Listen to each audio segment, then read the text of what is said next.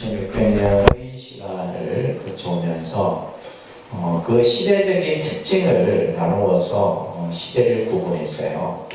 그래서 제일 처음에 이제 나타난 불교의 형태가 우리가 초기 불교라고 하는 초기 불교라는 명칭. 그 다음에 이제 초기 불교 이후에 나타난 불교의 모습을 부파불교다라고 이렇게 얘기를 해요. 그 다음에 부파불교 이후에 나타난 모습을 대승불교 얘기를 합니다. 그래서 대승도 이제 우리가 초기, 중기, 후기 이렇게 나누어서 설명을 합니다. 그래서 여러분들이 이제 기본적으로 요 과정의 모습을 조금 기억을 하셔야 됩니다. 그래서 요것만 이해하게 되면 불교의 2600년의 시대적인 그런 변화라든지 또 여러 가지 특징들 그러다 보면 이제 불교가 한눈에 확 들어오게 되죠, 그죠? 그래서 이제 이 초기 불교는 부처님이 제세 시부터 시작해서 열반하신 후 약 한 100년 정도까지의 시대를 초기 불교라고 해요. 그러면 이 시대의 불교는 이제 우리가 짐작한 건데, 그래도 부처님의 어떤 여러 가지 자치라든지, 그죠? 모습들이 남아 있었던 시대예요. 그러면서 이제 시대가 변한다라는 것은 우리가 이제 요즘에 역사에 대한 이런 얘기들을 많이 하게 되는데, 역사라고 하는 것은 단순히 과거에 대한 어떤 일만을 얘기하는 것이 아니라 그 역사의 흐름 속에는 경제, 문화, 사상 또 여러 가지의 모습들이 그 안에 다 갖춰질 거예요. 그러다 보니까 이제 이러한 초기 불교에서 부파 불교로 건너올 때 또 그 과정에서 여러 가지 변화가 있겠죠, 그죠? 또 그러면 반드시 우리가 흔히 말하는 요즘 말로 뭐 개혁이라는, 그죠? 개혁, 변화 이런 말들을 많이 하게 되는데 어떤 개혁과 변화에 따라서 이 불교도 보면 새로운 패턴, 새로운 모습으로 바뀌게 돼요. 그래서 이것이 초기 불교에서 부파불교라고 하는 시대로 바뀌게 되고 또 부파불교에서 대승불교라고 하는 것으로 바뀌게 된다. 이것은 결국 뭐냐면 불교도 그 안에서, 그죠? 이 자체 안에서 끊임없이 뭐가 일어났다는 거예요. 개혁과 변화의 과정들이 일어났다는 겁니다. 자, 그 중에서도 이제 우리는 오늘 이 대승불교가 가지고 있는 중요한 개념들을 공부해 볼 겁니다. 자, 교재 보시게 되면 불묘로 부처님의 교단은 시대 상황과 사회상의 변화에 따라서 이제 여러 가지의 이제 분열 현상이 나타나게 되는데 그 분열의 모습이 이제 뭐냐면 계율과 교리에 대한 이해예요. 계율과 교리에 대한 이해가 이제 어떤 분열의 원인이 되게 되는 거예요.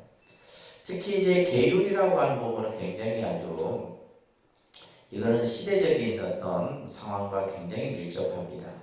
그래서 어떤 경제적인 변화라든지 그 당시의 문화적 관습 이런 것과도 이제 생활과도 굉장히 밀접한 것이 바로 계율에 대한 부분이에요. 이런 것을 두고 나서 이제 예를 들면 분열이 나타나게 되는데 이런 이제 분열의 모습을 우리는 이제 부파불교라 얘기를 할 거예요.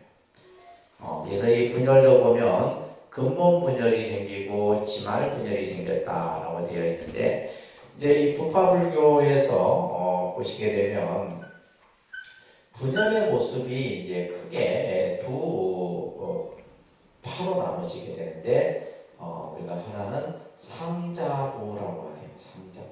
상자부라고 하는 명칭. 또 하나는 대중부라고 하는.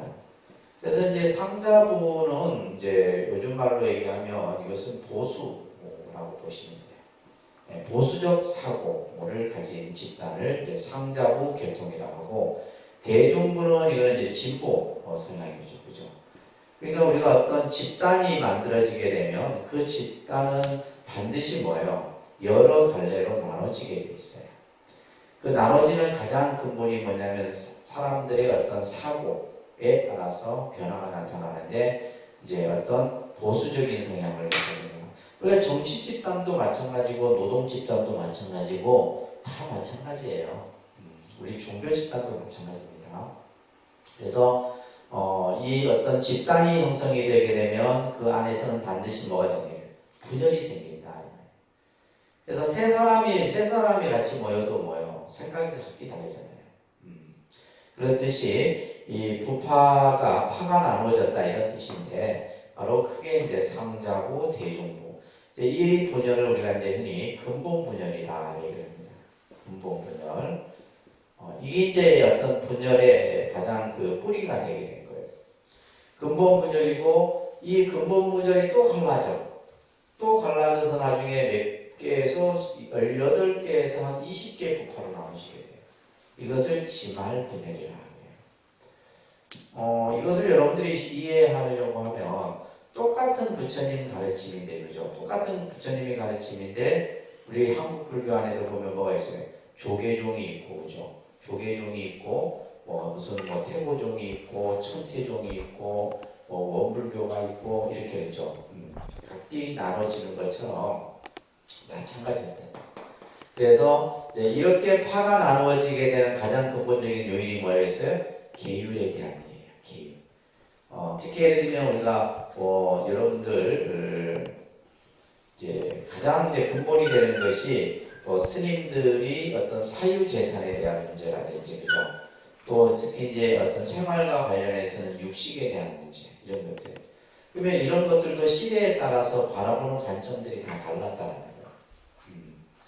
그래서 우리가 쉽게 얘기해서 육식 같은 경우만 해도 지금 우리 한국 불교에서는 육식을 이제 사실은 어떻게 보면 부처님 법의 입장에서 보면 이것을 해야 된다 해서는 안 된다 이게 다 규정짓지는 않아요. 그러니까 상황에 따라서 달라요. 상황에 따라서 달라요. 그런데 이제 또 어떤 경전에서는 육식을 굉장히 엄격히 금하는 경전이 있고, 또 예를 들면 이제 우리가 율장이나 이런 데 보게 되면 또 어떤 상황에 따라서 오종육 같은 경우가 얘기가 뭐냐면 깨끗한 고기는 먹어도 된다.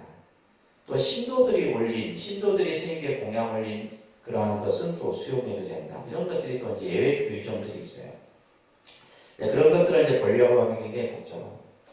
그래서 이제 이런 어떤 계율에 대한 사유재산에 대한. 그래서 이제 실제 이제 여러분들이 나중에 이제 전문 과정에서 보시면 이것을 가지고 이제 논쟁을 벌입니다. 논쟁을 벌여서 예를 들면 우유를 마셔도 되느냐 안 되느냐, 금은 요즘 말로는 돈이죠, 그죠? 스님들이 돈을 소지해도 되느냐 안 되느냐 이런 것들을 가지고 그러면 결국 이 진보는 뭐예요? 진보는 시대가 변하니까 계율도 변해야 된다고 주장합니다. 상자부는 변하면 안 된다고 주장합니다. 그래서 결국 이 파가 계속 여러 파로 나눠지게 된다. 이렇게 이제 여러분들이 이해를 하시면 됩니다. 그래서 분열의 원인은 뭐다? 분열의 원인은 뭐예요? 계율과 교리에 대한 해석의 차이에서. 이제 그러다 보니까 이 부파불교는 이제 어떤 긍정적인 부분에 있어서는 불교 교리가 굉장히 발달이 됩니다. 각 파가 이제 그 자신들의 이론을 하나하나 만들게 되겠죠, 그렇죠? 그래서 불교 교리가 체계적으로 발달이 되게 되고, 그래서 이제 불교의 교리가 굉장히 다양해져요. 그래서 우리가 이제 일반적으로 불교가 어렵다라고 하는 그 측면은 뭐냐면 이 부파불교 시대에서 나타난 다양한 교리에 대한 해석 이런 것들. 쉽게 얘기해서 이런 거예요. 마음을 그냥 우리가 예를 들면 마음을 그냥 한 가지로 설명하면 되는데, 그죠? 이 마음을 설명하는데 100가지, 1000가지로 설명을 해요. 그 설명이 다 달라. 그러니까 예를 들면 이제 불교를 공부하는 사람 입장에서 굉장히 어려운 거죠. 어려운 거예요. 그래서 똑같은 말이라도 그 용어가 각기 다르고 해석이 각기 다르고 하다 보니까 이제 그런 측면이 나타나게 돼요. 부정적인 측면은 뭐냐면 자기 수행 중심으로 이루어지게 돼요. 그래서 혼자서 책만 보고, 그죠? 그래서 우리가 이제 책만 보는 사람은 굉장히 개인주의예요. 예를 들면 단체로 뭐 하는 것도 싫어하고, 그죠? 오로지 책만 봐주고 완전히. 그러니까 이때도 이제 마찬가지였다라는 거예요. 그래서 자기 수행을 통해서 자기만의 해탈을 얻으려고 했던 그런 부정적인 부분도 있다. 그러다 보니까 이제 불교가 발전이 되겠어, 안 되겠어? 발전이 안 되는 거예요. 그러니까 예를 들면 막 서로 나누어서 막 그냥 막 이렇게 막 서로 각기 이제 자기 파가 우월하다라고 주장을 하고, 그죠? 교리 자체는 막 이렇게도 설명하고 저렇게도 설명하고 하니까 어려워지고, 또 사람들은, 대중들은 뭐요? 불교를 접근할 수도 없고, 그러다 보니까 이제 새로 뭐가 일어나는 거예요? 개혁이 생기는 거예요. 변화가 생기는 거예요. 그 변화의 중심이 바로 뭐냐면, 여러분들 교재 밑에 보시면 대중부 계통에, 아까 대중부는 뭐라 그랬어요? 진보 성향의 스님들이라고 했어요. 그죠? 진보적 승려와 제가불자들은 여러분들이에요. 여러분들이 함께 모여서 이제 불교가 가지고 있는 문제점, 잘못된 폐단을 극복하고 대중 속에서 불교를 이제 어떻게 보면 심기 위해서 불교의 대중화가 만들어지게 됩니다. 그것이 바로 뭐냐면 부처님의 정신을 회복하자. 부처님의 참 정신을 회복하자. 부처님 법이 개인의 해탈만을 중시한 것이 아니라 민중의 아픔, 그죠? 중생의 고통, 이것을 함께 치유하기 위한 것이 불교의 목적이다 이 말이에요. 이것이 이제 하나의 신앙 운동으로 발전되게 되는데, 이때 나타난 불교가 바로 대승불교다. 그래서 끊임없이 이 불교라는 종교도 시대 상황과 또 여러 가지 발전과 변화 속에서 변화하고, 또 때로는 쇠퇴하기도 하고, 그런 과정을 거치면서 발전하게 된다. 이렇게 이해를 하시면 됩니다. 자, 그러면 우리가 대승이라는 말을 한번 또 화면이 안 되네. 자, 대승 책을 가지고 갈게요. 대승을 우리는 마하야나라고 합니다. 마하야나. 소승을 히나야나 이렇게 불러요. 히나야나. 그래서 우리가 소승, 대승 이런 용어는 많이 들어봤죠, 그죠? 그래서 우리가 보통 대승이라는 말은 커다란 탈 것이다 이런 뜻이에요. 다시 말해서 여러 사람이 함께 탈 수 있는 이런 것을 대승이라고 그러고, 혼자서 타는 것을 소승이라고 해요. 쉽게 비유하자면 자전거는 소승이고 KTX는 대승이에요. 한 번에 움직일 때 뭐예요? 많은 사람을 움직이는. 그래서 이제 승자가 이 탈승자인데 그러한 뜻을 가지고 있다. 자, 이러한 대승불교가 일어나 있는 데 있어서, 그러니까 다시 말해서 뭐예요? 혼자만의 수행, 혼자만의 깨달음을 얻는 것이 아니라 이제는 뭐예요? 모든 중생이 함께 수행하고 함께 성불하자라고 하는 이러한 이제 모습에서 대승불교가 일어나게 되는데, 자, 밑에 보시면 대승불교의 특징이 있어요. 만약에 시험을 친다면 이런 이제 이 내용이 시험에 꼭 나와요. 저희가 대학에 다닐 때도 대승불교 특징에 대해서 쓰세요 하면 이걸 가지고 이제 시험지 한두 장을 꽉 써야 되는 거예요. 자, 대승불교라는 종교가 가지고 있는 특징, 첫째, 자리이타의 정신입니다. 다릅니다. 자리이타. 불교의 정신은 자리이타의 정신입니다. 꼭 기억하세요. 불교의 정신은 자리이타의 정신이다. 이 자리이타의 정신이 나중에 우리가 공부하는 보살의 정신과도 연결되어져서 설명되어집니다. 자리라는 말은 자기도 이롭고, 이타는 뭐예요? 남도 이롭고, 이런 뜻이에요. 다시 말해서 나도 이롭고 너도 이롭고 모두가 함께 이로운, 이것이 이제 우리가 말하는 대승의 이 사상 속에 있는 중요한 특징이다라는 거예요. 그래서 이 대승에 있어서 가장 큰 중요한 핵심이 바로 뭐다? 자리이타다. 그러니까 여러분들이 이제 절에 다니면서 불자로서 진행을 할 때도 항상 자리이타의 정신을 가져야 돼요. 내가 무엇을 하든 간에 그 무엇을 하는 행동 속에는 뭐예요? 나도 이롭고 다른 사람도 이롭게 하는. 그러니까 나만 이로우면 그건 소승이 되는 거예요. 아시겠죠? 내 자신만 이로우면 그것은 소승이고, 나도 이롭고 다른 사람도 이로운 것은 대승이다 이런 뜻입니다.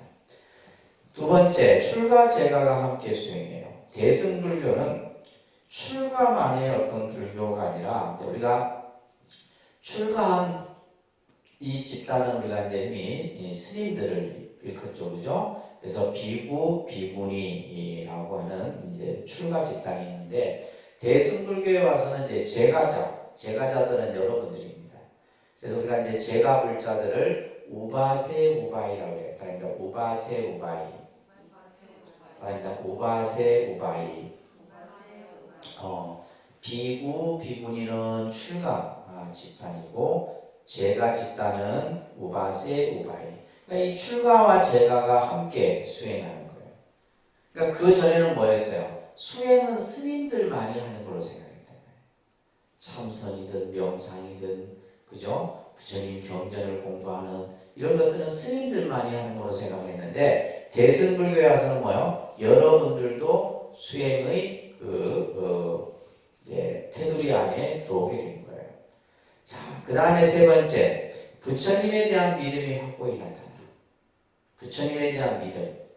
그래서 대승불교에 와서는 어떤 신앙적 믿음이 아주 강조되게 됩니다. 자, 제가 아까 초기와 부파불교 시대와 대승불교가 이렇게 이제 불교 시대적으로 나타나게 되는데 이때의 초기 불교나 부파불교 시대 때는 부처님에 대한 어떤 그 사람들이 생각하는 모습은 뭐였냐면 그냥 스승과 같은 이미지였어요. 스승. 그래서 경전에 보면 나는 너희들의 올바른 길을 인도해주는 스승이다. 그래서 여러분들 예불문에 보면 3계 도사라는 말이 바로 그런 뜻이에요. 올바른 길을 인도해주는 스승이다. 그래서 부처님은 우리들을 항상 깨달음의 길로 인도하고 올바르게 그죠? 그 길을 갈 수 있도록 이끌어주는 스승의 모습이었어요. 그러니까 쉽게 말해서 인간으로서의 붓다였단 말이에요. 인간의 모습으로서의 부처님의 모습이 초기 부파불교 시대에 있어요. 그런데 대승불교에 와서는 부처님의 이미지가 확 달라져요. 뭘로 달라져요? 예를 들면 말 그대로 초인적인 불타로 바뀌어지게 돼요. 무슨 불타로 바뀌어진다고요? 초인적 불타. 초인간적인 불타. 초인간적인 불타라는 말은 부처님이 인간이 아니에요. 절대적인 어떤 하나의 뭔가 같은 절대자화 되어버리게 돼요. 그것을 가장 나타난 경전이 법화경 같은 경전이에요. 그래서 부처님에 대해서 믿음만 가지고 부처님의 명어만 부르고 부처님께 예배 공양만 해도 뭐 할 수 있다? 깨달음을 얻을 수 있다. 이런 가르침들이 나오게 돼요. 그래서 지금 여러분들이 그렇잖아요. 지금 대승불교잖아요. 그죠? 대승불교니까 여러분들이 법당에 와서 그냥 내가 부처님께 기도만 하면 부처님이 나에게 뭔가 다 해줄 수 있는 그런 믿음, 이런 것들이 대승불교에 와서 나타나게 됩니다. 그래서 나중에 여러분들이 이제 법화경이나 이런 경전들을 보게 되면 이제 이런 말들을 이해하게 돼요. 그러면서 이제 부처님에 대한 믿음이 나타나게 되고, 그러면서 네 번째 보면 부처님에 대한 새로운 인식이 생기게 돼요. 지금과 같은 이제 부처님이 서가모니 부처님의 한 분이 아니라 이 우주 법계에 부처님이 충만하다. 이 우주 법계. 우리 앞전에 불신간 배웠죠. 다 기억나? 잊어버려. 법신, 보신, 화신, 삼신에 대해서 배웠잖아요. 그래서 이 삼신의 개념이 바로 어디에서 나타나요? 대승불교에서 나타나요.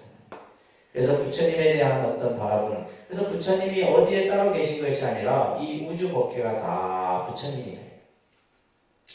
모든 것이 다 부처예요. 일체가 다 부처다. 이런 이제 개념들이 대승불교에서 나타나게 되고, 또한 이제 다섯 번째 보면 보살 정신이 강조돼요. 오늘 이제 대승불교 중에서도 여러분들 보살에 대한 공부를 할 겁니다.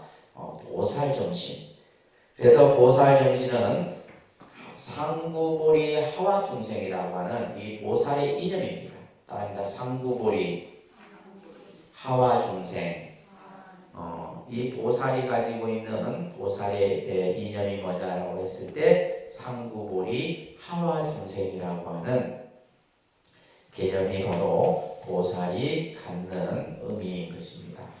자, 그래서 이 대승불교의 특징은 굉장히 중요한 내용이에요. 중요한 내용이라서 나중에 여러분들이 이제 계속해서 이 공부들을 해 나갈 겁니다.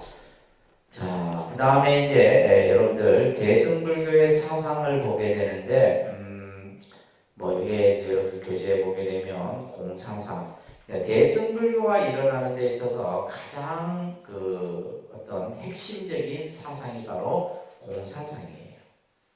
그래서 실제 이 공사상은 나중에 여러분들 천수경, 반야심경을 할 때 이걸 좀 더 자세히 공부하시게 되는데, 대승불교의 사상하면 무슨 사상? 공사상이에요. 근데 이 공을 지금 여러분들에게 뭐 한 짧은 시간 안에 다 설명드리기는 어렵고요. 이 공이라고 하는 개념이 어떻게 해서 설해지게 되느냐 하면, 처음에는 부처님이 우리들에게 모든 것은 유의 개념에서 설명을 했어요. 유의 개념. 이것을 상이라고 합니다. 상. 다시 말해서 뭐냐면 눈에 보이는 것을 다 말씀하셨어요. 눈에 보이는 것들. 우리 중생들이. 그러니까 이때는 뭐요? 우리들이 알아듣기가 쉬웠겠죠. 그죠? 왜냐하면 눈에 보이는 것에 대해서만 말씀하는 거예요. 예를 들면 우리가 살아가는 데는 괴로움도 있고 또 즐거움도 있고 또 생로병사도 있고 모든 그냥 우리가 보여지는 우리 삶의 모습들을 전해 있어요. 그러다 보니까 이제 중생들이 뭐냐면 이 유라고 하는 것은 있을 유자잖아요. 있다라는 생각을 갖는 거예요. 있다라는 것에 뭘 하게 되냐면 집착을 하게 돼요. 집착. 그러니까 이 집착을 깨뜨리기 위해서 부처님께서는 뭘 설했냐면 그 다음에 설한 설법이 바로 이 공을 설하신 거예요. 공은 이제 우리가 반야심경에서는 없을 무자로 나타납니다. 그러니까 그냥 이게 그냥 없다 이런 개념은 아니에요. 공의 개념은 텅 비어 있다 이런 뜻이에요. 이 공자가 텅 빌, 그러니까 빌공자인데 텅 비어 있는 상태를 공이라 그래요. 우리가 예를 들면 지금 이 공간을 뭐라 그래요? 허공이라고 하죠. 허공. 비어 있는 공간이에요. 그러니까 비어 있다라고 하는 것은 없는 것이 아니잖아요. 없다라고 얘기하는 것이 아니에요. 그 비어 있는 자리에 뭐가 있다? 모든 것이 다 갖추어졌다 이런 얘기를 해요. 근데 이것을 설한 이유는 바로 뭐냐면 있다라는 생각을 깨뜨리기 위해서 이걸 설했는데 중생들이 또 여기에 집착을 해요. 그러니까 우리는 보면요, 없다 하면 없다는 것에 집착하고 있다라고 하면 있다라는 것에 집착해요. 이게 중생이에요. 그러니까 우리는 보이는 것, 또 여러분들이 생각하는 것, 그 모든 것에 대해서, 그러니까 자기 보는 것에 대해서 중생들은 다 자기의 생각을 갖게 돼요. 그것을 뭐라 하냐면 관념화된 의식이라고 해요. 관념의식이라고 해요. 관념의식. 그러니까 내가 보고 듣고 느끼고 생각, 누구 말. 그러니까 예를 들면 여러분들이 이제 누구한테 말을 들었잖아요. 예를 들면 요즘 말로 뉴스 같은 데 보면 뭐예요? 실질적인 어떤 사실이 아닌 뉴스, 이런 뉴스들이 많잖아요. 거짓 뉴스들이 많다 이 말이에요. 근데 사람들은 그 뉴스를 내가 딱 예를 들면 뭐 인터넷에서 딱 봤어. 무슨 일이 있더라. 그러면 그것을 마치 뭐예요? 사실이냐 내가 인식해버리는 거예요. 그것이 사실인지 아닌지를 판단하지도 않고 그냥 그 뉴스 자체만을 가지고 우리는 뭐예요? 내 생각 속에 마치 실제인 양 인식을 하는 거예요. 이게 이제 관념화된 의식이라는 거예요. 그러니까 예를 들면 아니야 그거 사실이 아니야. 아니 맞아 내가 뉴스에서 분명히 봤어 이런 식으로 막 서로 이제 또 세우는 거예요. 그래서 우리 중생이 가지고 있는 아주 어떤 잘못된 관념 중에 하나가 바로 이 자기가 보고 들었던 것을 생각하는 거예요. 그러니까 예를 들면 부처님이 있다라고 하니까 있다라고 하는 것에 또 집착을 해요. 부처님이 또 일체가 없다라고 하니까 공이라 하니까 또 공에 집착을 해요. 그래서 부처님이 나중에 뭘 설했냐면 다시 또 성을 설하게 돼요. 이 개념은 나중에 여러분들 반야심경 불교를 좀 많이 공부를 하셔야지만 이해할 수 있는 거예요. 이제 성이라는 것은 뭐냐면 있는 그대로가 다 진실이다 이런 말씀하시는 거예요. 여기서는 뭐냐면 있다 없다라는 말을 하지 않고 있는 그대로가 다 진실된 모습이다. 이것을 이제 우리가 흔히 실상이라는 말을 표현합니다. 실상. 불교에서 많이 쓰는 용어예요. 실상. 있는 그대로가 다 진실된 것이다. 예를 들면 참이다, 거짓이다. 있다 없다 예를 들면 이제 이렇게 설명하는 것이 아니라 있는 그대로를 다 긍정하게 되는. 자, 그래서 부처님은 공을 바람에 비유하셨어요. 바람은 모양도 볼 수 없고 붙잡을 수 없지만 그렇다고 아무것도 없는 것이 아니다. 이게 공이에요. 그러니까 공이라는 것을 없다라고 생각하면 안 됩니다. 아무것도 없다 이게 아니라 절대 긍정의 뜻이에요. 사실은 이 공의 개념이. 그래서 여러분들이 이제 이 공을 우리가 이제 예를 들면 뭐 철학적으로도 이것을 이제 연구하기도 하고 또 사상으로도 연구하기도 하고 굉장히 사실은 어려운 문제 중에 하나입니다. 그래서 공을 우리가 이제 수냐라고 얘기를 하는데 유무를 초월한 상태다 이게잖아요. 그죠? 유무. 있다 없다의 개념이 아니라 사실 이것은 절대 긍정의 뜻으로서 설명을 하고 있는 거예요. 그래서 밑에 보시게 되면 따라합니다. 일체법은 인연을 따라서 생겨난 것이므로 거기에는 아체, 본체, 실체라고 할 만한 것이 없으므로 뭐라 한다? 공이라 한다. 이렇게 되어있죠. 그죠? 네. 자, 그래서 이제 이 공을 설명하고 있는 가장 중요한 그 용어입니다. 그래서 모든 것은 인연에 따라서 생겨났다. 우리 이제 연기 공부할 때 여러분들 배웠어요. 그죠? 모든 것은 인연에 의해서 생겨난 것이다. 거기에는 다시 말해서 어떠한 실체의 모습이 없는 거예요. 우리가 예를 들면 이게 컵이 됐든 우리 몸뚱아리가 됐든 뭐 책상이 됐든 간에 이것은 인연의 조합에 의해서 만들어진 것이다 이 말이에요. 그게 아니라 뭐가 없다? 실체라고 할 만한 것이 없다. 단지 뭐요? 우리가 이름을 컵이라 하고 이 몸뚱이를 나라 하고 그죠? 우리가 이것을 책상이라 이름을 붙인 것이고 거기에는 실체라고 할 만한 것이 없다 이런 뜻이에요. 그렇기 때문에 뭐라 한다? 공이라 한다. 그래서 이 대승불교의 사상에서는 금강경, 여러분들 금강경 들어보셨죠? 금강경도 공사상을 얘기하고 있고 우리가 늘 독송하고 있는 반야심경도 공을 얘기하고 있어요. 그러니까 부처님이 21년간을 이 공에 대해서 설하셨어요. 부처님이 49년 설법인데 49년 설법 중에 21년을 뭘 설했어요?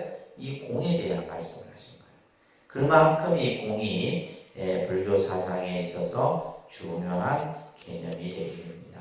이것이 이제 대승불교가 일어난 게 대한 중요한 사상이고 여러분들 한번 넘겨보세요. 반야사상, 연기사상, 중도, 유식, 열반, 보살, 법신, 성불 그죠? 이런 사상들이 있는데 이거는 여러분들이 이제 전문 과정이라서 배우고요. 대승불교에서는 이런 사상들을 기반으로 해서 대승불교가 이제 꽃을 피우게 되는 거예요.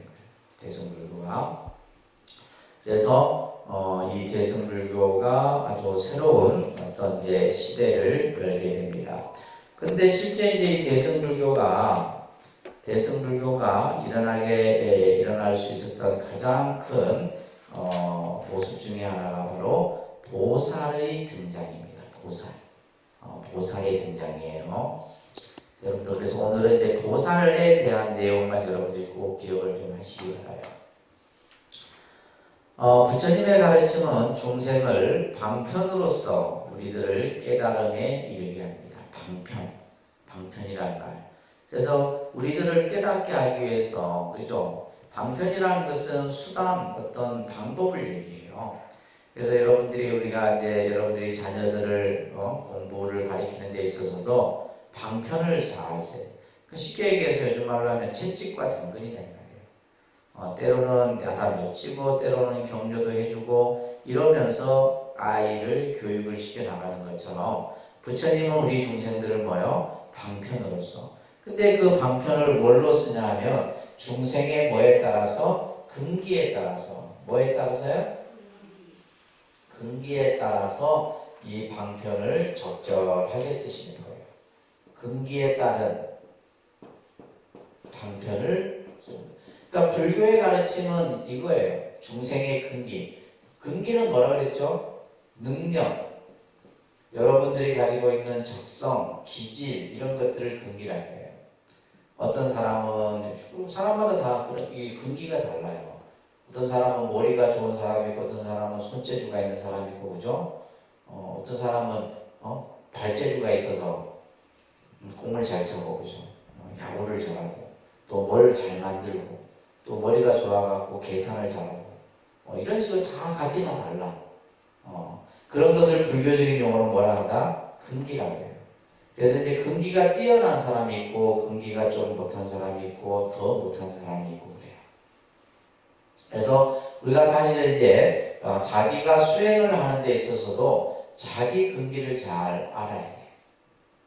그러니까 이게 이제 쉽게 얘기 말하면 적성 능력이죠. 예를 들면 우리 스스로가 내가 어떤 분야가 내게 맞는 것인가 이걸 아셔야 됩니다.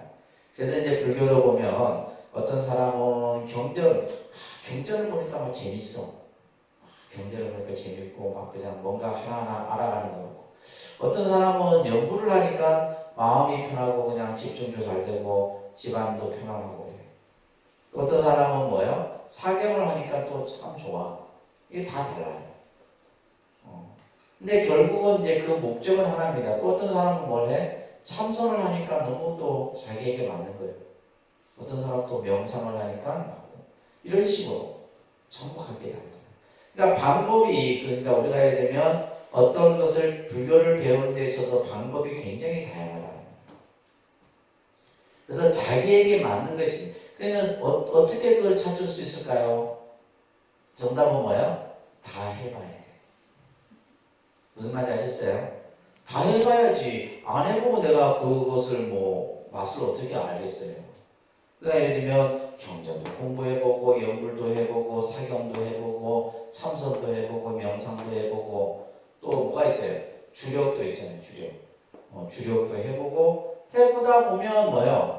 결국 내가 가는 길을 찾을 수가 있어요.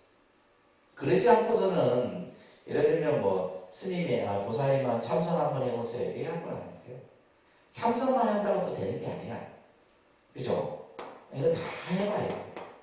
아셨죠? 이거에 맞춰서 자기의 근기를 알 수 있다 이 말이에요. 근기에 따라서 뭐가 또 쓰여지고 방편이 쓰여지는 거예요. 그래서 불교는 이거예요. 자, 근기에 따른 방편인데 이것이 이제 바로 부처님이 뭘 하게 한 거예요? 일체 중생을 전부 제도하게 한 것이다 이 말이에요. 일체 중생을 구제하게 한 거예요. 그래서 이 대승불교는 새로운 구도자를 만들어냅니다. 새로운 구도자. 그러니까 우리는 지금까지 부처님만이 어떤 중생을 구제하는 그런 것으로 인식을 했는데 대승불교에 와서는 새로운 구도자의 인물을 만들어내는데 그분이 바로 누구예요? 보살이에요. 보살. 자, 그러니까 보디사트바. 자, 보디사트바. 원래 이제 보살의 명칭은 보디사트바 이렇게 해요. 사트바라고 하는 것은 중생이라는 뜻이에요. 그래서 이제 보디사트바라는 말은 깨달은 중생이에요. 깨달은 중생. 중생은 중생인데 이 보살은 뭐다? 깨달음을 다 갖춘 중생이다. 이런 뜻이에요. 그래서 그것을 각유정이라고 합니다. 각유정. 그래서 깨달음을 구하는 생명, 깨달음 속의 중생. 사트바는 우리가 이제 중생, 유정 이런 뜻이에요. 생명 이런 뜻입니다. 그래서 우리가 이제 보살하면 보살의 개념은 뭐냐? 깨달음을 갖춘 구도자의 모습을 보살이라 하는 거예요. 그래서 여러분들을 보살이라는 것은 뭐예요? 깨달음의 완성의 길을 가는 그러한 이제 모습으로서 우리가 이제 불자들을 보살이라 이렇게 부르는 겁니다. 자, 보살은 스스로의 깨달음의 지혜를 갖추어 모든 중생을 구제하기 위해 노력하는 사람이다. 자, 우리가 여러분들 보살이라 하잖아. 근데 보살이란 맨날 보살이라는 명칭을 우리가 듣지만 도대체 보살이 뭐냐 이거 그죠? 이걸 정확하게 여러분들이 개념을 이해하셔야 돼요. 보살이라는 것은 어떻게 보면 여러분들에게 큰 어떤 그 수행의 목적을 부여한 하나의 명칭이기도 해요. 깨달음의 스스로 뭐예요? 여기서 중요한 것은 스스로예요. 누가 대신해 주는 것이 아니라 내가 내 스스로의 여기서 중요한 말은 깨달음의 지혜. 깨달음의 지혜라는 말에다 그 깨달음의 지혜가 바로 뭐예요? 우리가 흔히 말하는 불성이에요. 불성. 깨달음의 지혜를 스스로 갖추어서 이미 내가 뭐예요? 나는 그냥 예를 들면 내가 어리석은 중생이고 그냥 하찮은 생명이고 이런 개념이 아니에요. 나는 이미 뭐예요? 깨달음의 지혜를 갖추고 있다는 거예요. 그것을 갖추어서 두 번째는 뭐예요? 중생을 구제한다. 중생을. 구제라는 말과 중생을 제도한다는 말 같은 말인데 이 중생을 제도하기 위해서 끊임없이 노력하는 사람을 보살이라 한다. 아닙니다. 보살은 진리를 구하고 자비를 실천함으로써 완성의 길을 가는 구도자이다. 자, 보살은 끊임없이 뭐예요? 진리를 구해요. 깨달음의 그 가르침을 닦으면서 그러면서 뭘 해요? 자비를 실천해요. 그래서 보살이 가지고 있는 마음의 그 마음의 성품에는 자비가 항상 있어야 돼요. 자비가 근본입니다. 아셨죠? 여러분들 마음속에 뭐가 근본이 돼야 된다? 자비가 근본이 돼야 돼요. 그러면서 스스로 뭐요? 완성의 길을 가보자. 그 완성의 길이라고 하는 것은 깨달음의 길이에요. 완성의 길은 무슨 길? 깨달음의 길. 다시 말해서 성불의 길이에요. 그 길을 가고자 하는 구도자가 바로 보살이다. 자, 따라합니다. 따라합니다. 큰 소리로 보살은 자기의 안락보다 중생의 이익을 위해 서원을 바라는 의미이다.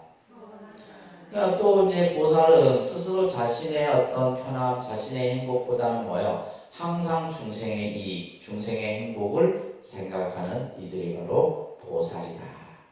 그래서 보살을 어디에 이제 경전에서 비유하냐면 어머니에 비유를 합니다. 어머니. 여러분 다 어머니시죠?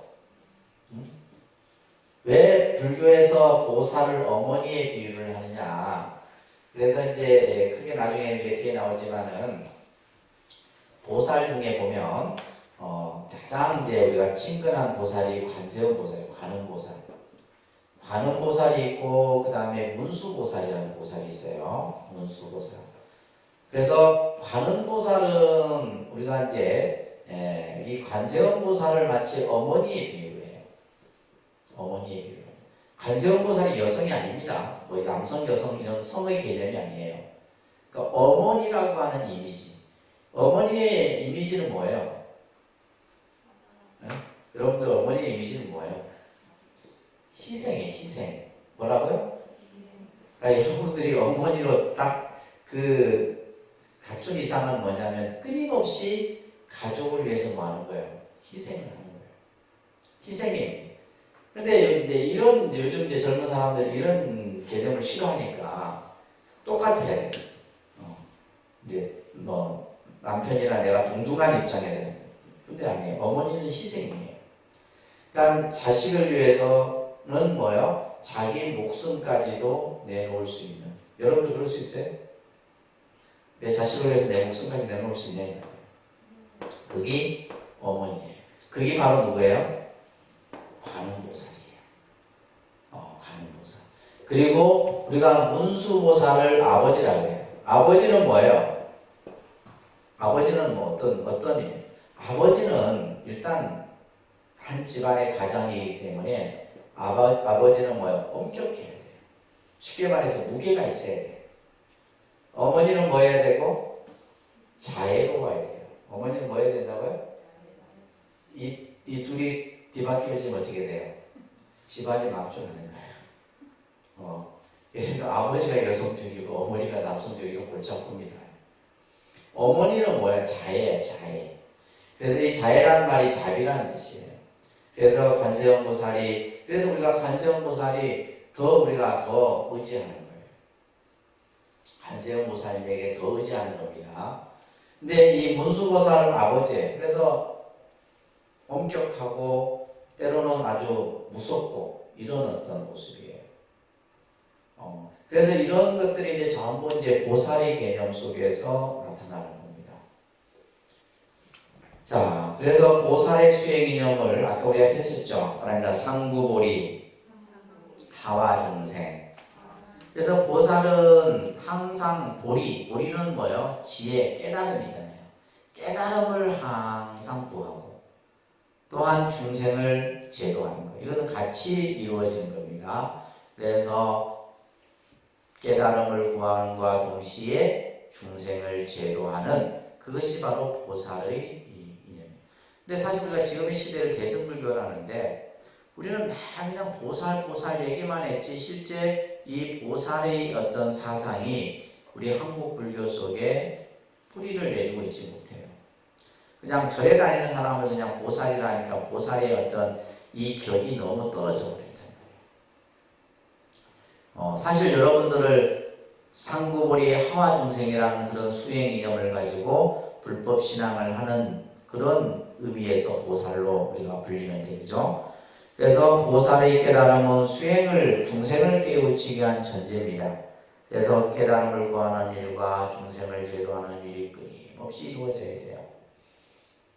자, 이것이 바로 이제 보살인데, 우리가 보살에는, 자, 대표적인 보살이 관세음 보살이 있어요. 그러니까 관세음 보살, 문수보살, 대세지보살, 보현보살, 지장보살, 이런 보살들이 우리가 이쪽이죠. 이 보살을 좀 보여줘야 되는데, 일단은 스크린이 소울색이네. 자, 우리가 관세음 보살은 이제 정말 아까도 말씀드렸듯이 자애의 보살로서 우리 우리들에게 가장 친근한 보살이에요. 그래서 관세음 보살의 특징은 자비를 상징한다. 뭘 상징한다고요? 자비를 상징한다. 그래서 이 관세음 보살을 우리가 알기 위해서는 관음경이라는 경이 있어요. 그 관음경에 보게 되면 중생의 고통, 중생의 아픔의 소리를 듣고 중생들이 원하는 바를 능히 성취시켜주는 보살이 바로 관세음 보살이에요. 그래서 이 관세음 보살은 그 나타나는 모습도 여러 가지입니다. 여러 가지 모습이 있어요. 수월 관음부터 시작해서 또 천수 관음, 이런 여러 관음 보살들의 종류들이 있게 된다. 그 다음에 이제 밑에 보면 문수보살 같은 경우는 지혜입니다. 문수보살은 그 상징하는 것이 뭐라고요? 지혜를 상징해요. 그래서 아까 이제 문수보살은 손에 칼을 들고 있거나 사자를 타고 있는 그런 모습이 바로 문수보살이에요. 그래서 문수보살은 지혜와 용맹, 그 다음에 위엄을 나타낸다. 그래서 우리가 아버지와 같은 보살은 문수고 어머니와 같은 보살은 관음이다 얘기를 하는 겁니다. 아시겠죠? 그 다음에 대세지보살도 이제 이 지혜를 뜻하는데 항상 아미타 부처님과 함께하는 보살이 바로 대세지보살입니다. 대세지보살이고, 그 다음에 보현보살은 원력의 보살이라 그래요. 행을 통한 서원으로서 그 원력을 세운 보살이 바로 보현보살이에요. 이 보현보살은 항상 흰 코끼리를 타고 있는 모습을 가지고 있습니다. 그래서 우리가 이제 이런 보살들이 손에 들고 있는 것, 또 예를 들면 타고 다니는 것, 이런 것들을 통해서 우리가 이 어떤 보살인지를 알 수가 있게 돼요. 그 다음에 지장보살 같은 경우는 이제 지장보살은 보통 이제 수행자의 모습을 하고 있어요. 그래서 스님들처럼 이렇게 깎은 머리 형상으로서 수행자의 형태의 모습을 하고 있죠. 특히 지장보살은 지옥 중생을 다 대조하지 아니하면 내가 성불하지 않겠다. 그래서 지금 요게 우리가 지금 이 한 5 보살의 형태들을 우리가 보면서 이 보살들이 전부 세웠던 원이 뭐냐면 중생을 제도하지 아니하면 내 성불을 잠시 미루겠다, 이런 마음을 가진 보살들이에요. 그래서 중생을 제도해야지만 내가 뭐 할 수 있다. 깨달음의 길에 이를 수 있다. 라고 이제 그러한 원을 세우신 분들이 바로 이 5분의 보살들입니다. 자, 이제 이 내용은 여러분들이 잘 이해를 하시면서 그 다음 페이지 넘겨보시면 수타니파타라고 하는 경전에 보면 이렇게 답니다. 마치 어머니가 자기의 외아들을 목숨을 걸고라도 지키는 것처럼 온갖 생명에 대해 무량한 자비심을 일으켜야 한다. 이것이 바로 보살이에요. 그래서 어머니가 외아들을 목숨을 걸고 지키는 것처럼 온갖 생명에 대해서 무량한 자비심을 일으켜야 한다. 자, 그러면 우리가 이제 이러한 보살이 되기 위해서는 실천해야 될 수행이 있는데 이 수행이 바로 육바라밀 수행입니다. 그러니까 육바라밀. 이게 이제 여러분들이 앞으로 닦아야 할 수행이에요. 내가 불자로서 절에 다니면서 무엇을 닦을 것인가, 그죠? 했을 때 육바라밀을 여러분들이 꼭 이것을 실천하셔야 돼요. 아시겠죠? 이거는 이론이 아닙니다. 이념, 사상도 아니고 이거는 여러분들이 앞으로 보살로서, 불자로서 실천해야 될 실천 수행이에요. 첫 번째가 보시바라밀입니다. 보시바라밀. 보시라는 말은 베풀어준다 이런 뜻이에요. 베푼다 이런 뜻을 가지고 있어요. 그러니까 우리가 예를 들면 베푼다라고 생각했을 때 내가 가진 것을 나누어 준다고 생각했을 때 우리는 뭐요? 물질만을 생각하는데 아닙니다. 자, 우리가 보시에는 3가지가 있어요.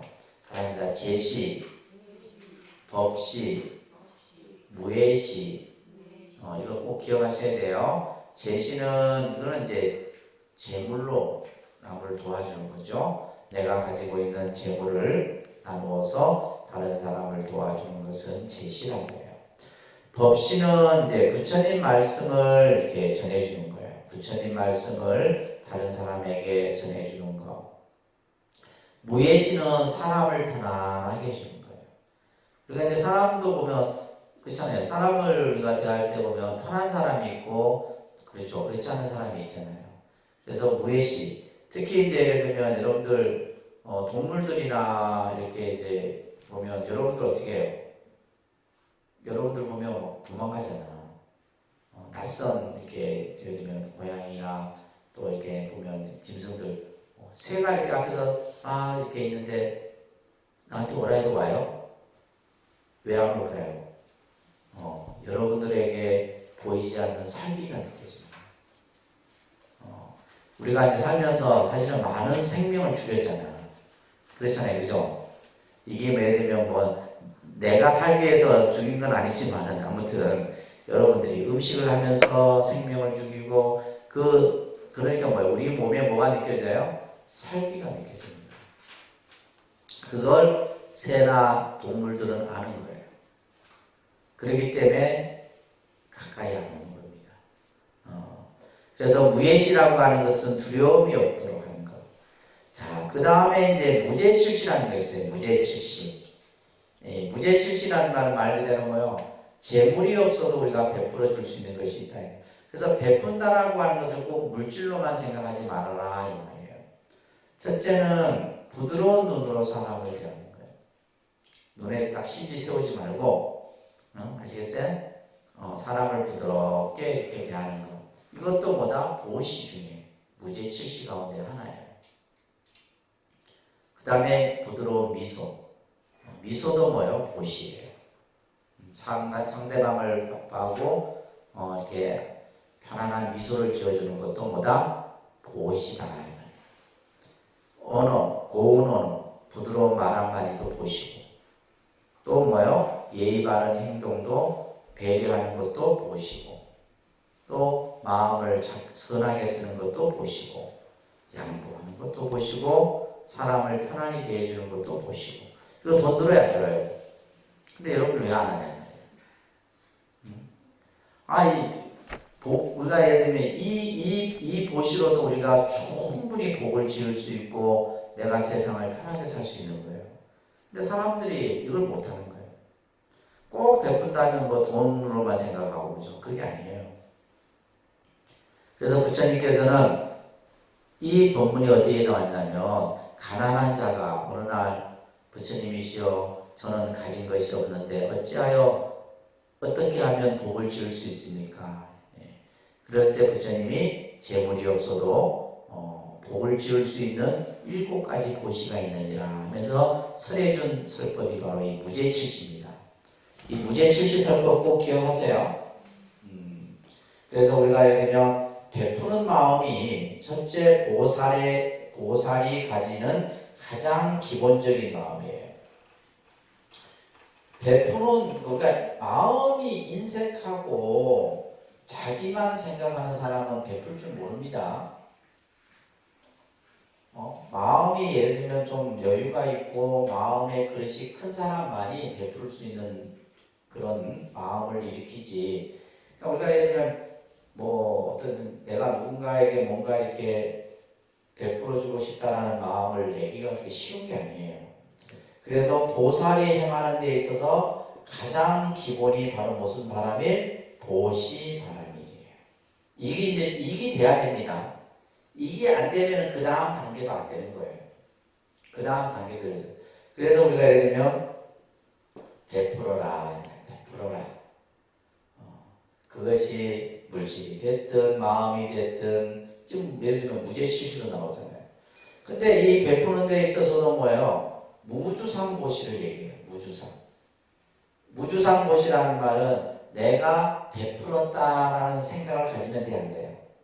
안 돼요. 상의 없이 베풀어야 된다. 상의 없이.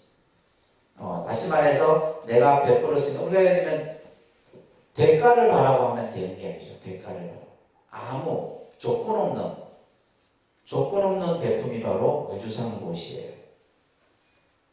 그리고 또한 이 베푸는 데 있어서 보시를 우리가 행하는 데 있어서 자 보시를 하는 사람이 있겠죠, 그죠?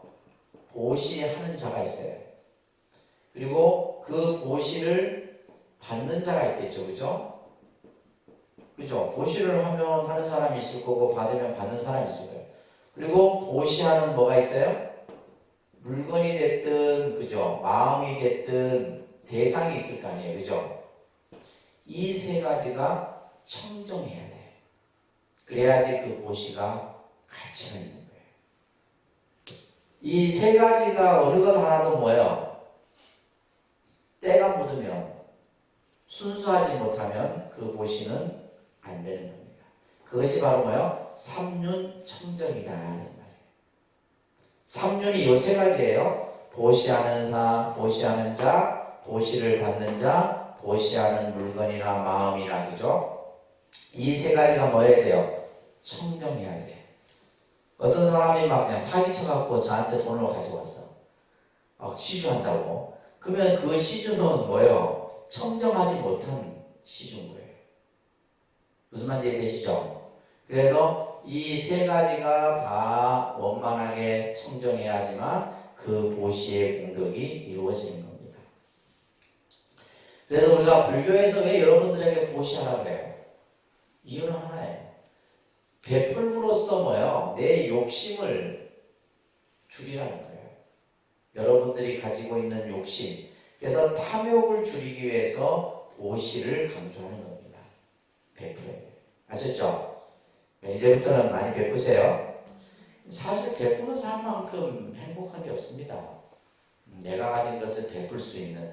근데 우리는 그러죠. 뭐 형편이 그런 사람은 절대 형편이 안 풀려요. 무슨 말인지 알겠어요? 예를 들면 보시한다면 다 대부분 그러죠. 내가 좀 잘 사는 여유가 있으면 그 사람은 여유가 없습니다. 평생 여유 없어요. 진짜예요, 진짜. 그래서 우리가 보면 이제 사실 이렇게 우리가 사회에서 이렇게 미담이나 이렇게 이제 그런 뭐 이렇게 좋은 기부를 하는 사람들 이야기들이 있잖아요. 그 사람들이 잘 살아서 하는 게 아니에요. 어려운 가운데서도 그 마음으로 그것을 하는 것이지. 예를 들면 무슨 우리가 예를 들면 삼성에서 100억 내놨다는 사람들이 훌륭하다 해요? 아니에요. 그런데 예를 들면 정말 없는 사람이 누군가를 위해서 뭐 예를 들면 10만 원을 더 냈다. 그걸 가지고 우리는 박수 치잖아요. 그래서 보시라고 하는 것은, 베푸는 것은 예를 들면 우리가 예를 들면 뭐 여유가 생기고 좀 내가 넉넉해지면 그러면 절대 못합니다. 그래서 우리가 이 보시를 통해서 우리의 그 탐욕심을 줄이기 위해서 불교에서는 보시를 강조하는 겁니다. 그래서 이 보시가 첫 번째예요. 그 다음에 지계바람이에요. 지계라고 하는 것은 우리가 예를 들면 사회적 규범, 다시 말해 윤리적인 도덕을 잘 지키는 겁니다. 세 번째가 인욕이에요. 인욕바람이에요. 그렇죠. 이 인욕바람이는, 인욕이라는 말은 참기 어려움을 능히 참는 것이 인욕이에요. 여러분들 그냥 참을 때 어떻게 참아요? 더러워서 참고 안 입고 와서 참고. 이건 인욕이 아닙니다. 예를 들면 내가 할 수 없이 참고 뭐 이런 건 인욕이 아니에요. 참기 어려운 것을 능히 참는 것, 이게 인욕입니다. 그래서 인욕이라는 말은 참는 마음인데 이것을 바로 이제 인욕이라고 해요. 그런데 우리가 이제 아상이 있으면 인욕 바람이라 닦기 힘들다, 이렇게 부처님께서 말씀하셨어요. 상이 있으면. 그러니까 쉽게 말해서 우리가 예를 들면 이 아상이라는 말은, 불교에서 아상은 뭐냐면 우리가 흔히 말하는, 요즘 현대인들이 말하는 자존심이에요. 자존심, 나다 이런 거 있잖아요. 그래서 우리는 괜히 그냥 누가 말 한마디에 그냥 기분 나쁘고 내가 자존심이 상했다, 뭐 이런, 사실 자존심이 어디 있어요? 없어요. 나라는 생각을 가지기 때문에 이 생각이 같이 만들어지는 거예요. 그래서 불교에서는 뭐요? 이 상을 버리라잖아요. 그래서 여러분들이 법당에 가서 끊임없이 절을 하는 거예요. 절을 하는 가장 근본 이유가 상을 버려야 돼요. 나라는 상을 버려야 돼요. 이 상을 버려야지만 우리는 뭐요? 인욕의 수행을 능히 할 수가 있는 겁니다. 자, 그래서 우리가 이제 이 인욕바라미를, 자, 밑에 한번 경문을 한번 볼까요? 몇 천겁 동안 쌓고 쌓은 선행, 보시, 부처님께 바친 공양 이와 같은 선업들도 화내는 마음 한 번 일으키면 그 공덕도 차지없이 살아요. 자, 아무리, 그러니까 예를 들면 여러분들이 아무리 절에 와서 부처님께 공드리고 뭐 예를 들면 공양 올리고 복을 짓고 해도 화 한 번 내면 뭐다? 도롱뇽이다. 싹 없어지는 거예요. 화내는 게 제일 무서운 거예요, 사실은. 우리가 이 마음에서 일어나는 분노가, 그래서 요즘 사람들이 이제 분노 조절을 잘 못해요, 그죠? 화를 내면 팍 그냥 나가고 그냥. 결국 그 분노를 조절하지 못하면 뭐예요? 더 이제 극단적인 선택까지 가게 되는 거예요. 근데 이제 우리가 이 불교 수행에 있어서, 보살의 수행에 있어서 바로 이 인욕바람이를 타는 거죠. 그 밑에 보면 일기진심수사보라는 말이 있어요. 화를 한 번 nem으로써 뱀의 몸을 받는다. 화 한 번 낼 때마다 여러분들 뱀몸 받은 뱀몸. 다음 생에 뭐요? 뱀. 아셨죠? 대답 드려요. 화를 한 번 낼 때마다 나 하여튼 다음 생에 뱀 된다 생각하면 돼. 그래 생각하고 화를 내세요. 아셨죠? 농담 아니에요.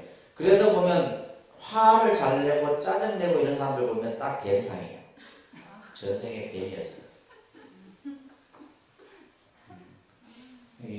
이건 실제 진짜예요, 정말. 그래서 그래서 화내는 것보다 더한 제약은 없고 인욕보다 어려운 고행은 없다 이 말이에요. 그러므로 최선을 다해 인욕바라미를 닦아야 한다. 이렇게 부처님께서 말씀하시는 거예요. 그 다음에 정진입니다. 끊임없는 노력이에요. 그죠? 끊임없는 노력. 그 다음에 선정이에요. 우리 마음을 다 차분하게 안정되게 닦아가는 선정바람이. 그리고 나서 마지막 지혜바람이. 그죠? 우리가 궁극에 이루고자 하는 것이 바로 지혜의 완성이잖아요. 그래서 보시, 지계, 인욕, 정진, 선정을 통해서 마지막 뭘 얻는다? 지혜를 완성한다. 이것이 바로 보살의 수행이에요. 여러분들이 불자로서 이걸 닦는 겁니다. 이 육바라밀을 닦는 거고, 그 다음에 네 가지 이 마음으로 중생을 섭한다. 사섭법이라는 건데, 이것은 뭐냐면, 이것은 이제 불교에서 리더자로서의 어떤 자질과 역할을 얘기할 때 사섭법을 강조해요. 우리가 훌륭한 리더자는 어떤 사람이 훌륭한 리더자라고 했을 때 사섭법을 얘기를 합니다. 첫째는 뭐예요? 보시섭이에요. 그죠? 우리가 예를 들면 베풀어야 돼요. 베풀어야 돼요. 인색한 사람은 사람이 따라야 안 따라요? 안 따릅니다. 인색한 사람은 절대 사람이 따를 수가 없어요. 내가 가진 것을 나눠주고 상대에게 마음을 나눠주고 늘 베푸는 마음을 가졌을 때, 그래서 보시섭이라는 것은 베풀므로써 다른 사람을 나로 향하게 하는 것이 보시섭이에요. 두 번째가 에어섭이죠. 그렇죠? 우리 지금 봐보세요. 장관 후보자들 전부 보면 말 잘못, 말 실수하고, 근데 그게 단순한 말이 아니에요. 그 사람의 생각이에요. 생각이에요. 그냥 나오는 말. 그러니까 우리가 말을 한마디 뱉을 때마다 뭐요? 그거는 그 사람의 본심이 그게서 그대로 나오는 거예요. 그래서 우리가 말을 할 때는 뭐요? 3번, 4번, 5번, 6번 생각해보고 해야 되는 거예요. 근데 우리가 예를 들면 내 기분대로, 감정대로 우리가 하잖아요. 그래서 에어섭을 해야 돼요. 항상 뭐요? 상대를 공경해주고, 배려하고, 따뜻하고, 이런 말로써, 그래서 말을 함부로 하면 사람들이 그 사람 옆에 안 있죠. 예를 들면 권력과 돈이 있을 때는 아부하는 척 하지만은 그거 떨어지고 나면 싹 다 등 돌립니다. 그래서 첫째는 베풀어야 되고, 두 번째는 뭐요? 부드러운 말로써. 세 번째는, 그래서 입은 날카로운 도끼와 같다 이 말이에요. 입은, 우리 입이. 그래서 그 몸은 스스로 해야 하는. 결국 입 한 번 잘못 늘려갖고 인생 망치는 사람들이 많다 이 말이에요. 악한 말 때문에 성냄을 일으키고 온갖 죄를 지음으로써 모든 재앙이, 우리가 살아가는 데 있어서의 재앙의 근본이 뭐예요? 입이에요. 입 조심하세요. 마스크 끼고 있으니까 얼마나 좋아. 계속 끼고 있어야 돼. 그래서 입을 함부로 놀리면 안 돼. 이게 무서운 거예요. 근데 여러분들이 이걸 몰라. 모르고 그냥 막 생각대로는 그냥 내뱉고 막 그냥 남의 말 하는 거 좋아하고 그냥 그러기보다는 뭐요? 내가 뭐요? 다른 사람을 칭찬해주고 그죠? 다른 사람의 단점은 좀 이렇게 숨겨주고 이러면 참 좋은데 그게 안 돼. 근데 보살은 그렇게 해야 된다는 말이에요. 이 타섭이라는 것은 항상 상대를 이롭게 하는 거예요. 내의 이로움이 아니라 다른 사람을 이롭게 함으로써. 그 다음에 동사섭은 뭐냐면, 이것은 뭐냐면 눈높이에 맞춰주는 거예요. 모든 사람을 내 눈높이에 맞춰서 그 사람을 대하고 생각하고 하는 건 동사섭이에요. 이게 불교에서 말하는 보살이 중생을 내로 향하게 하는 4가지의 마음을 보고 사섭법이라 얘기를 합니다. 아셨죠? 여러분들 자녀들에게 이걸 키워줘야 돼요. 사회의 지도자가 되고 리더자가 되기 위해서는 첫째 보시, 에어, 그죠? 그 다음에 이타, 4번째 동사사. 그러니까 우리가 예를 들면 요즘에 예를 들면 차별적인 언행을 해갖고 그죠? 당패를 보는 사람들 많잖아요. 자기 어떤 신분의 위치를 생각하고 더 스스로를 낮춰서 얘기를 해야 되는데 그렇지 못한 경우들이 많다. 그 다음에 마지막에 보살은 4가지 마음, 사무량심이라고 해요. 오늘 이게 제일 중요한 겁니다. 육바라밀, 사섭법, 마지막 사무량심이에요. 보살은 항상 이 4가지 마음으로 중생을 항상 생각해야 돼요. 무량심이라는 말은 한량합니다. 마음은 뭐예요? 마르지 않아요. 마음은 늘 무궁무진하다. 이 마음을 항상 여러분들이 일으켜야 된다는 건데, 첫 번째 자무량심이에요. 자무량심. 우리가 자무량심이라는 것은 다른 사람들에게 기쁨과 행복을 주는 마음을 자무량심이라고 해요. 보살은 항상 다른 사람에게 기쁨과 행복을 줄 수 있어야 되고, 그 다음에 비무량심이라는 것은 다른 이의 아픔을 함께 아파하는 거예요. 이것을 비무량심이라. 비무량심. 그 다음에 희무량심은 중생들의 기쁨을 같이 기뻐하는 거예요. 근데 우리는 어때요? 남 잘 되는 꼴을 못 보죠. 남 잘 되는 꼴을 못 봅니다. 특히 한국 국민들 정서가 그래요. 절대. 그러니까 예를 들면 뭐 삼촌이 노는 배가 고프다 이런 속담도 있잖아요. 그래서 희무량심은 뭐예요? 다른 사람의 기쁨을 같이 기뻐하고, 사무량심이라는 것은 뭐예요? 항상 사람들을 평등하게 대하는 마음이에요. 나한테 잘한다고 해서 이뻐하고 나한테 못한다고 해서 미워하고, 이것이 아니라 항상 평등하게 대하는 마음. 이것이 사무량심. 그다음에 자비희사, 자비희사, 사무량심, 사섭법, 육바람일. 이것이 바로 우리가 닦아야 할 수행이고, 우리가 가져야 할 마음이고, 우리가 실천해야 될 행동이다. 사실은 불교는 이것만 하면 돼요. 더 이상 할 거 없어. 이게 전부예요. 근데 어려워할 필요가 없잖아. 이렇게만 우리가 산다면 세상이 얼마나 밝고 행복하겠어. 모든 사람들이 이 보살의 마음을 가지고 우리가 닦을 것 같으면. 자, 그래서 우리가 보살이라는 거 하는 것은 끊임없이 자기 완성을 위해서 진리를 추구하고, 또한 중생들의 이익과 행복을, 그죠? 주기 위해서 노력하는 이들을 바로 뭐란다? 보살이란다. 그러니까 보살이 가진 용어는 어마어마한 거예요, 사실은. 그냥 우리가 일반적으로 쓰기 때문에 그냥 여러분들이 그냥 가볍게 생각하는데, 뭐 기독교에서 장로, 이거는 말도, 장로도 불교 용어지만, 그죠? 그래서 보살이라는 여러분들에게 주어지는 이 명칭은, 그래서 나중에 여러분들이 불명을 받으면, 그죠? 여기 불명이 있는 분들도 계시는데, 예를 들면 뭐 수련화 보살, 수련화 보살이에요. 그때는 이제 수련화 보살을 했을 때는 이 수련화 보살이면 뭐예요? 육바라밀과 사무량심과 사서법을 닦아가는, 이제 쉽게 말해서 그러한 구도자의 모습이 바로 수련화. 그러니까 수련화라고 하는 불명이 뭐냐면, 나중에 여러분들이 불명을 뭐 진명화가 됐든 수경화가 됐든, 그죠? 공동님이 됐든, 이런 불명들이 전부 뭐냐면 이 육바라밀을 통해서 보살의 완성을 이루고 궁극의 깨달음을 이루기 위한 이름인 거예요. 우리가 앞에 관세음 보살이나 문수 보살이나 도연 보살이나 다 이 보살 이름 앞에 뭐 붙여요? 보살이라는 이름을 붙이잖아.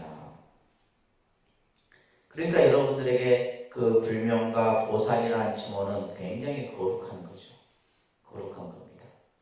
아시겠죠? 그래서 우리가 이제 이런 대승불교